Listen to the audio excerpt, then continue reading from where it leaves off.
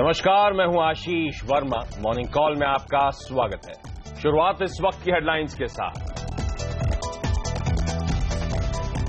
उत्तर प्रदेश में बीजेपी की लहर तेज, ज्यादातर एग्जिट पोल्स में बीजेपी सबसे आगे। सत्ता बचाने के लिए अखिलेश ने दिए मायावती के साथ गठजोड़ के संकेत। उत्तराखंड, गोवा और मणिपुर में भी बीजेपी बन सकती है सबसे बड़ी पार्टी, लेकिन पंजाब में गठबंधन सरकार के जाने के आसार। जॉब डेटा और फेड बैठक से पहले अमेरिकी बाजार में ठंडा कारोबार। एशियाई बाजारों में निक्केई 1% मजबूत। एसजीएक्स निफ्टी भी बढ़त पर। वित्त मंत्री और आरबीआई की अहम बैठक आज। बैंकों के बढ़ते एनपीए और रीस्ट्रक्चरिंग पर होगी चर्चा। डीमार्ट के आईपीओ को मिला शानदार रिस्पांस। दूसरे दिन 5.5 गुना से ज्यादा सब्सक्राइब। आज इश्यू का आखिरी दिन और आज आएंगे जनवरी आईआईपी के आंकड़े। इंडस्ट्रियल ग्रोथ 0.1% रहने के आसार। मैन्युफैक्चरिंग ग्रोथ पर दबाव की आशंका। और हफ्ते का आखिरी कारोबारी सत्र, और जिस चीज का हम सबको बड़ा बेसब्री से इंतजार था, वो एग्जिट पोल्स। उनका आउटकम कल देर शाम आ गया है।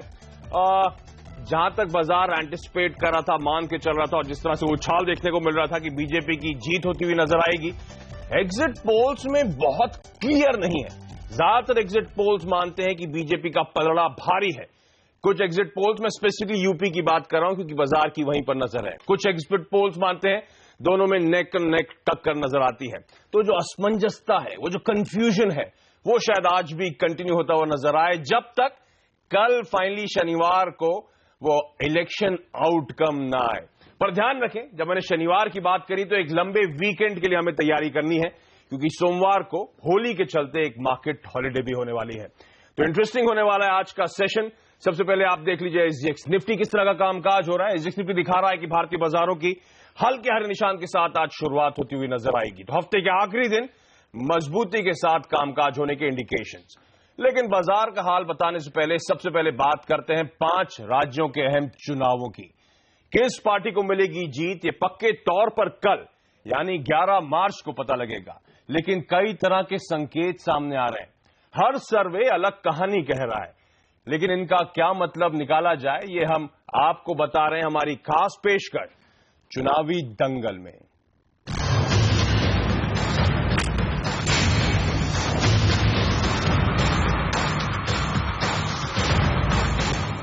और उत्तर प्रदेश में किसकी सरकार बनेगी, ये सबसे बड़ा सवाल है। एग्जिट पोल्स में किस पार्टी को सबसे ज्यादा बढ़त मिल रही है, ये जानने के लिए चलते हैं हमारी सहयोगी तमन्ना इनामदार दत्ता के पास।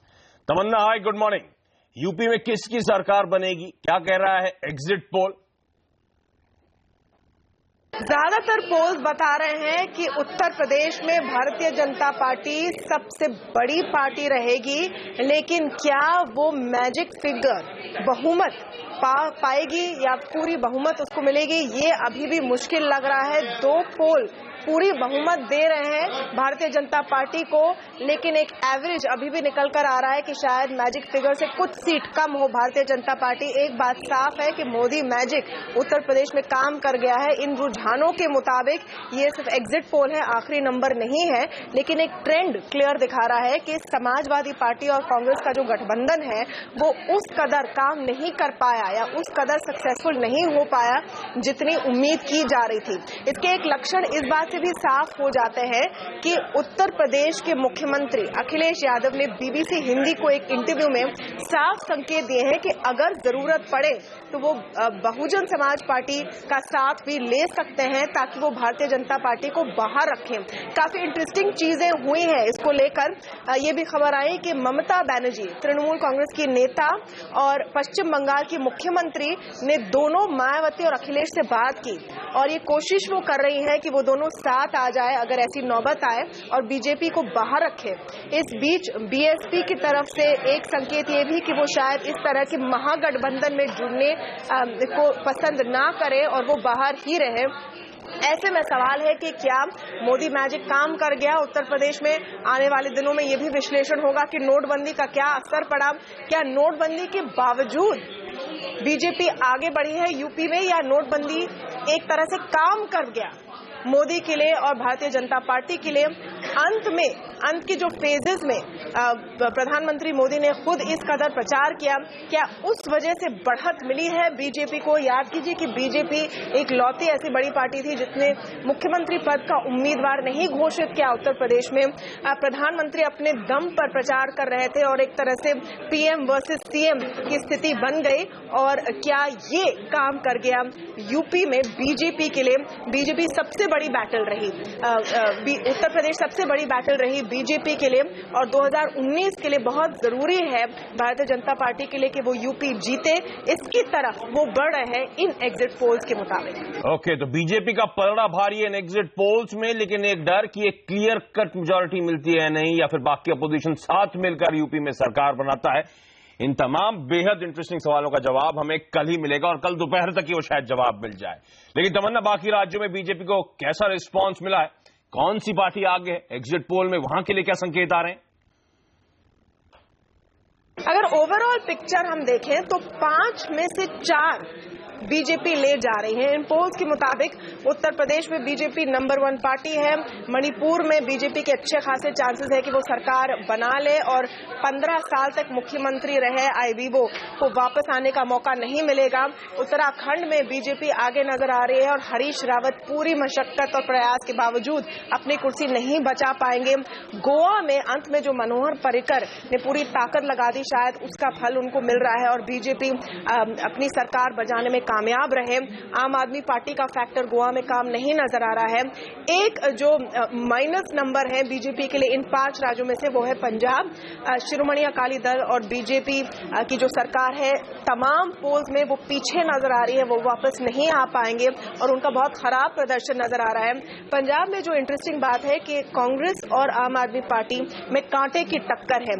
ज्यादातर पोल्स का अगर आप एवरेज देखें तो आम आदमी पार्टी को थोड़ी ज्यादा सीट्स हैं, लेकिन 2 ऐसे पोल्स हैं जो बराबर के नंबर दे रहे हैं कांग्रेस पार्टी और आम आदमी पार्टी के लिए। ये बात कही जा सकती है कि अपने डेब्यू में पहली बार आम आदमी पार्टी पंजाब में स्टेट इलेक्शन लड़ रही थी, उसमें उनका बहुत अच्छा प्रदर्शन रहा है। उनका खाता बहुत शानदार तरीके से खुलने जा रहा है इन पोल्स के मुताबिक, तो वो एक बड़ा प्लस पॉइंट है आम आदमी पार्टी के लिए। लेकिन पूरे पिक्चर में नेशनल पर्सपेक्टिव से देखें तो बीजेपी सबसे मजबूत पार्टी नजर आ रही है। और अब इस बात की फाइट होगी, इस बात का सवाल होगा कि ऑपोजिशन कहां है। क्या कांग्रेस पार्टी और राहुल गांधी, जो अपने आप को प्रिंसिपल ऑपोजिशन लीडर समझ रहे थे अब तक, कि सारे जो गैर बीजेपी पार्टी है वो उनके नेतृत्व में आगे बढ़ेंगी, क्या वही पायदान उनका रहता, वही पोजीशन उनकी रहती है? क्योंकि कांग्रेस इसमें लूजर नजर आ रही है। मणिपुर उनके हाथ से निकलता जा रहा है इन पोल्स के मुताबिक। उत्तराखंड वो नहीं बचा पाएंगे। पंजाब उनकी आखिरी उम्मीद है जहां आम आदमी पार्टी का बड़ा कंपटीशन है, और समाजवादी पार्टी और कांग्रेस का गठबंधन शायद अखिलेश के लिए एक बुरा फैसला। 5 में से 4 राज्यों में बीजेपी का पलड़ा भारी है। बाजार को एक खबर पसंद आएगी क्योंकि बाजार एक पर्टिकुलर पार्टी को वैसे ही फेवर करती है, लेकिन थोड़ा सा कंफ्यूजन यूपी को लेकर जो कल क्लैरिफाई होगा। अच्छा तमन्ना, जिस चीज की बात करें थी और इंपॉर्टेंट स्टेटमेंट था, आपको बता दूं, उत्तर प्रदेश की सत्ता बचाने के लिए अखिलेश यादव ने संकेत दिए हैं, अगर बहुमत नहीं मिलता तो उनकी समाजवादी पार्टी मायावती की बीएसपी से गठबंधन कर सकती है। सुनिए। ये माना जाए कि आप संभावना से इनकार नहीं कर रहे हैं, जरूरत पड़ेगी जिससे मिलेगा साथ लेंगे। मैं अभी भी कहना चाहता हूं, मेरा मानना है कि समाजवादी पार्टी को किसान, महिलाओं ने और नौजवानों ने समर्थन दिया है। बीजेपी कोई काम नहीं बता पाई है। परिस्थितियां क्या बनेंगी वो तो वोट के बाद पता लगेगा, खुल जाएगा। समाजवादी और कांग्रेस दोनों ही को अच्छी सीटें जीतनी, अकेले ही सरकार बनाएंगे। हाँ, अगर सरकार के लिए जरूरत पड़ेगी तो देखिए, कोई नहीं चाहेगा कि उत्तर प्रदेश में राष्ट्रपति शासन लागू हो, बीजेपी रिमोट कंट्रोल से उत्तर प्रदेश को चलाए, तो ये तो कोई नहीं चाहेगा। पावर की लड़ाई है ये। विधानसभा चुनाव के एग्जिट पोल बाजार पर असर डालेंगे आज की ट्रेडिंग सेशन में, लेकिन अब आपको बता दें कि आज बाजार में कैसा कारोबार हो सकता है। सिमी सेवाज के मार्केट एडिटर अनिल सिंघवी के मुताबिक निफ्टी में आज खरीदारी करने के मौके ढूंढे, तो अनिल से और बाजार पे एक और एक्सपर्ट श्रीकांत चौहान से मैं आगे बातचीत करूंगा, लेकिन पहले ग्लोबल संकेत भी इंपॉर्टेंट है और मेरे साथ मेरे सहयोगी हेमंत घई अब जुड़ते हुए। हेमंत भाई गुड मॉर्निंग। मॉर्निंग आशीष। क्या हाल है ग्लोब का? देखिए, ग्लोबल मार्केट्स में अगर अमेरिका की बात करें तो वहां पर बहुत ठंडा कारोबार होता हुआ दिखा है। देखिए, सबको इंतजार है आज यूएस में जो जॉब का डेटा कैसा आता है और सबसे महत्वपूर्ण अगले हफ्ते 14 और 15 को होने वाली फेड की बैठक का आउटकम क्या आता है, ब्याज दरें क्या वहां पर बढ़ती हैं। तो उससे पहले एक सुस्त कारोबार, ठंडा कारोबार, लेट रिकवरी जरूर डाउ में थोड़ी बहुत देखने को मिली, लेकिन इसी इवेंट के ऊपर नजर है। भारत के लिए जो सबसे इंपॉर्टेंट चीज है वो डॉलर इंडेक्स है। देखिए, वो अभी भी 102 पर बना हुआ है, जो कि अच्छे संकेत नहीं है। कच्चा तेल हालांकि आप देखिए फिसल रहा है, भारत के लिए पॉजिटिव माना जाएगा, लेकिन दूसरे ग्लोबल मार्केट्स के लिए ये थोड़ा सा दिक्कत की बात है। और हमने देखा कई दिनों बाद ये 50 का मार्क भी छुआ नीचे इंट्राडे में और उसके बाद थोड़ा सा ब्रेंट रिकवर करा है। लेकिन कच्चा तेल, इस पर नजर रखिए। ये आशीष अब लग रहा है कि ऊपर जाना इसके लिए थोड़ा मुश्किल हो रहा है, ये प्रेशर में आ रहा है। तो ये है कुछ संकेत जिस पर आज भारतीय बाजार रिएक्ट करेंगे। लेकिन ग्लोबल मार्केट से ज्यादा आशीष, जो आप सबसे पहले बात कर रहे थे, उत्तर प्रदेश में सरकार किसकी बनती है उसी के ऊपर रिएक्शन आएगा। ट्रू, मैं कहने ही वाला था। ग्लोब आज कहीं भी हो, एग्जिट पोल्स पर रिएक्शन और कल आउटकम के एंटिसिपेशन पे आज रिएक्शन इंडियन मार्केट्स में देखने को मिलेगा। जहां तक भारतीय बाजारों की बात है, असमंजसता, वो कंफ्यूजन, वो वेट एंड वॉच मोड में कल भी इंडियन इक्विटी मार्केट्स थे, पर लोअर लेवल से एक अच्छी रिकवरी और फाइनली एक फ्लैट क्लोज देखने को मिला। आज कैसा सेशन पैन आउट होगा? सीएनबीसी आवाज के मार्केट्स एडिटर अनिल सिंह भी अब मेरे साथ जुड़ते हुए। अनिल जी हाय, गुड मॉर्निंग। खरीदारी करने की सलाह दे रहे हैं निफ्टी में, क्या ये इसका मतलब एग्जिट पोल का आउटकम बाजार को पसंद आ रहा है? हाँ, गुड मॉर्निंग आशीष। बिल्कुल, हाँ, यही वजह है कि खरीदारी की राय है। और दूसरी बात एक और ये है कि देखिए, बाजार अहम सपोर्ट लेवल बिल्कुल तोड़ ही नहीं रहा। कल गिरने के लिए बहुत अच्छा दिन था, लेकिन उसके बावजूद इतनी ग्लोबल मार्केट्स की कमजोरी, 102 के पार डॉलर इंडेक्स, उसके बावजूद हम 8,900 के नीचे गए नहीं। ये मजबूती दिखा रहा है बाजार की और बाजार को पूरा कॉन्फिडेंस। और ऐसे में जब मजबूती हो, बुरी खबर पर न गिरे और अगर थोड़ी भी अच्छी खबर हो तो फिर एक अच्छी खरीदारी, अच्छी शॉर्ट कवरिंग का मौका बनता है, जो आज दिखेगा। तो मैं वही सोच रहा था कि एसजीएक्स निफ्टी जितनी तेजी दिखा रहा है 10-15 पॉइंट की, शायद वो कम है, उससे ज्यादा मजबूती के साथ बाजार खुलने चाहिए। और एग्जिट पोल में फिलहाल ऐसा कुछ भी नहीं है जो बाजार को पसंद ना आए। हालांकि ये बात सही है कि फाइनल रिजल्ट्स जो होंगे वो पता चलेगा, बट उससे पहले मजबूती रहेगी। 8,975 9,000 जो ट्रेडिंग रेंज का ऊपरी हिस्सा है, एक बार तो कम से कम बाजार वहां पर जाने की कोशिश करेगा। और कल के डेटा भी बुरे नहीं है, थोड़े से बेहतर होते हुए दिखे फंड्स की तरफ से खरीदारी के लिए। आज से 8,900 को स्टॉप लॉस रखकर चलना चाहिए। हाँ, ये जरूर है कि कल रिजल्ट्स के पहले लंबा वीकेंड भी है और फिर काफी अच्छी तेजी हो चुकी है, तो थोड़ी बहुत प्रॉफिट बुकिंग आ सकती है। तो ऐसे में बड़ी इवेंट को खेलने के लिए सीधा तरीका यही है कि अपने स्टॉप लॉसेस जरूर बनाकर रखें। तो डे ट्रेडर्स के लिए 8,900 होता है और पोजिशनल ट्रेडर्स के लिए 8,850। बैंक निफ्टी में ज्यादा बेहतर मजबूती दिख रही है पिछले 2 सेशन से, और ऐसे में 20,600 के स्टॉप लॉस के साथ बैंक निफ्टी में भी एक मौका खरीदारी का बनता है। 20,900 के आसपास के लक्ष्य के लिए यहाँ पर तेजी बन सकती है। एक बात और कि अगर किसी भी वजह से आज 9,000 के पार निकल गए तो आपको जबरदस्त एग्रेसिव शॉर्ट कवरिंग आती हुई दिखेगी और बाजारों में और जबरदस्त तेजी बनेगी। फिर तो अच्छी बात, बाजार को ये एग्जिट पोल्स का आउटकम पसंद आएगा। बाजार में आज मजबूती देखने को मिल सकती है। 8975 से 9,000 तक के टारगेट्स के लिए आप निफ्टी पे अप्रोच करें और 9,000 के ऊपर गया और टिक गया तो शॉर्ट कवरिंग यानी कि मंदी के सौदे कटने से और तेजी बढ़ती हुई शायद नजर आए। कोटक सिक्योरिटीज के श्रीकांत चौहान अब मेरे साथ जुड़ते हुए। श्रीकांत हाय, गुड मॉर्निंग। आपकी चार्ट रीडिंग क्या कहती है? क्या लग रहा है निफ्टी पे आज क्या कॉल होगा? गुड मॉर्निंग आशीष। देखिए, वैसे ओवरऑल सेटअप जो है निफ्टी का वो रेंज बाउंड है और पिछले 2 दिन में हमने लोअर बाउंड्री को ऑलरेडी हिट करते हुए निफ्टी को दिखा हुआ है, वहां से अच्छी रिकवरी देखी थी। तो मुझे लगता है कि अगर रेंज बाउंड है और लोअर बाउंड्री ऑलरेडी अगर हिट हो चुकी है तो 8890 के स्टॉप लॉस के साथ एज पर स्पॉट हम निफ्टी लॉन्ग लेके चल सकते हैं। कल भी आपने देखा होगा कि सिंगापुर निफ्टी डाउन था, लेकिन फिर भी जो निफ्टी की जो ओपनिंग थी वो थी 8900 के आसपास और वहां से ही वो रिवर्स हो गया था। तो समाव मुझे लगता है 8890 के स्टॉप लॉस के साथ हम डेफिनेटली निफ्टी लॉन्ग लेके चल सकते हैं। इमीडिएट रेजिस्टेंस 9,000 का रहेगा, बिकॉज वहां पे काफी सारा ऑप्शन का राइटिंग है। 65 लाख के आसपास के शेयर्स वहां पे राइट किए हुए हैं, तो डेफिनेटली वो डिफिकल्ट होगा क्रॉस करने के लिए। लेकिन जैसे बैंक निफ्टी का सेटअप है और बाकी इंडाइसेस का सेटअप है, मुझे लगता है कि मार्केट एक बार 9,000 क्रॉस करके 9,020 या 9,070 के लेवल्स को दिखा सकता है। मजबूती नजर आएगी। 9,000 के टारगेट्स अनिल कह रहे थे, उसके बाद शॉर्ट कवरिंग का सहारा।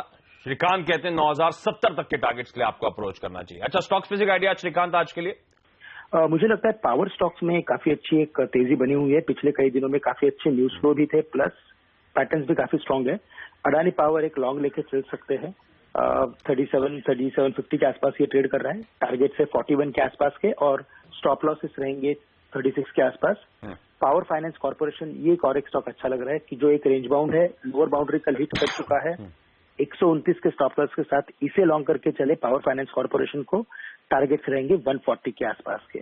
ओके, तो अडानी पावर, पीएफसी दोनों को खरीदारी करने के मौके ढूंढे। ये श्रीकांत की टॉप पिक्स हैं, बाकी एक्सपर्ट की टॉप पिक्स अब आपकी स्क्रीन पर आएंगी। विवेक गुप्ता research.com के विवेक गुप्ता मानते हैं आईटीसी उनका आज का पसंदीदा बेट होगा, खरीदे 272 के टारगेट्स के लिए।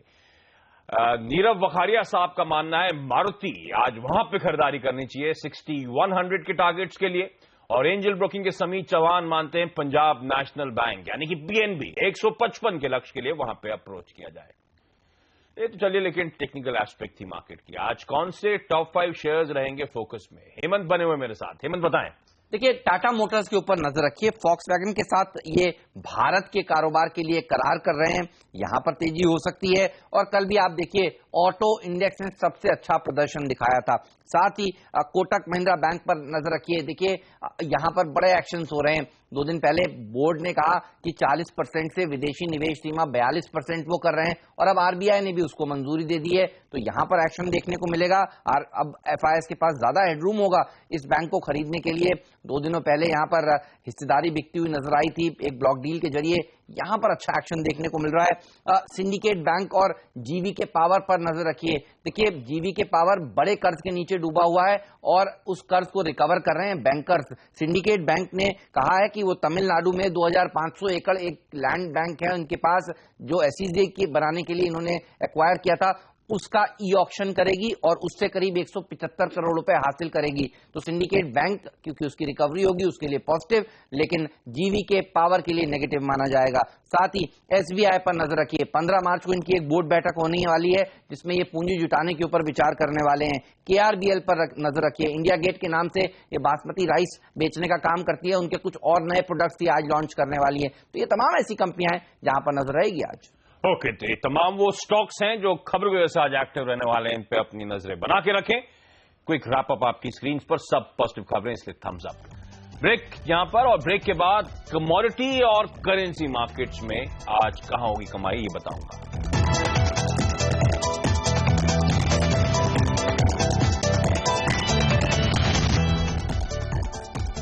ब्रेक के बाद आपका स्वागत है और अब फोकस कमोडिटी और करेंसी मार्केट्स पे, और यहां पर सबकी नजरें हैं आज शाम अमेरिका में जो जॉब्स रिपोर्ट आने वाली है। ध्यान रखें 15 मार्च की बैठक के आउटकम से पहले ये आखिरी जॉब्स रिपोर्ट है और सबसे अहम है। शायद आज की रिपोर्ट के बाद क्लियर हो जाएगा किस तरह का मूव, अगर थोड़ा सा भी कंफ्यूजन है तो उस पर क्लैरिटी आ जाएगी। कावी कॉम्प्रेट के रविशंकर पांडे साहब मेरे साथ जुड़ते हुए। रवि जी हाय, गुड मॉर्निंग। कहां बनेंगे सर पैसे आज? गोल्ड को लेके चल सकते हैं, सेल की कॉल रहेगी। जिस तरह से भारी गिरावट देखने को मिली है, गोल्ड $1200 के नीचे ट्रेड कर रहा है इंटरनेशनल मार्केट में, तो आने वाले दिनों में मुझे लगता है कि 1180 का लेवल देखने को मिल सकता है कॉन्वेक्स गोल्ड में। तो उसका प्रभाव अपने इंडियन मार्केट में भी रहेगा, तो सेल करके चल सकते हैं। गोल्ड 28,550 के लेवल से टारगेट 28,300 का रखिए। स्टॉप लॉस लगा के चलिए 28,670 का। तो गोल्ड गोल्ड बेचने की सलाह आती हुई 28,300 के टारगेट। इंटरनेशनल मार्केट में 1180 तक के लेवल तक गिर सकता है, और कच्चे तेल में भी बिकवाली करने के मौके ढूंढे 3230 के लक्ष्य के लिए। सर आपका धन्यवाद सुबह से वक्त निकालने के लिए। और यहां पे एक छोटा सा ब्रेक के बाद आज का इवेंट्स कैलेंडर और एक बार रिविजिट करेंगे निफ्टी में एक्सपर्ट्स की स्ट्रैटेजी।